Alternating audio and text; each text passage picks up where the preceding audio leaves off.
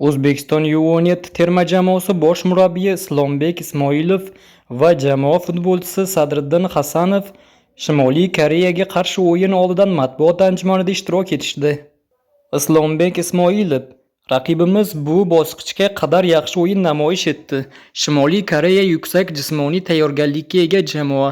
Ushbu jamoaning turnirdagi o'yinlarini tahlil qilganimizda 90 daqiqa davomida tinimsiz pressingda ishlayotganiga guvoh bo'ldik. Bir qancha taktik xatolar ham kuzatilgan, biroq ularga qarshi oson o'yin bo'lmasligi aniq. O'z imkoniyatlarimizdan foydalanib g'alaba qozonishga harakat qilamiz. Turnir davomida jamoa ko'rsatayotgan o'yin va futbolchilar motivatsiyasi haqida.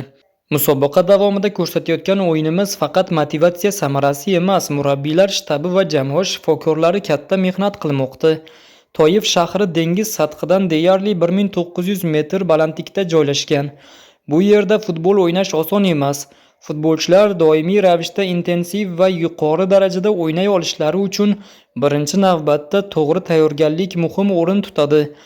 Har bir uchrashuvdan oldin va keyin futbolchilarimiz bilan ham taktik ham psixologik suhbatlar o'tkazamiz. Erishayotgan natijalarimiz jamoa mehnati samarasidir.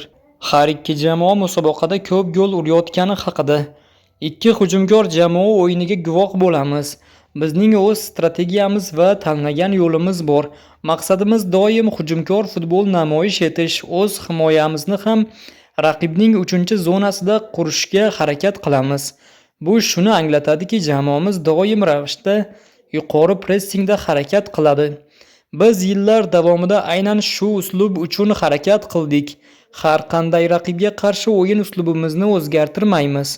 To'g'ri o'yinning borishiga qarab futbolchilarning maydondagi harakatlariga biroz o'zgartirishlar kiritishimiz mumkin. Lekin asosiy g'oyamiz o'zgarmaydi.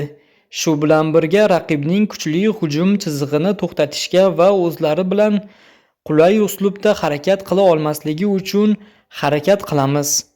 Sadriddin Hasanov: ertaga Shimoliy Koreya jamoasiga qarshi o'yin o'tkazamiz. Uchrashuvga 100% tayyormiz. Nasib qilsa, oldimizga qo'yilgan maqsadlarimiz yo'lida hech qanday jamoa to'sqinlik qila olmaydi. Murabbiylarimiz ko'rsatmasi bilan har bir uchrashuvda borimizni beramiz va o'zimizga yuklatilgan vazifalarni mukammal tarzda bajarishga harakat qilamiz.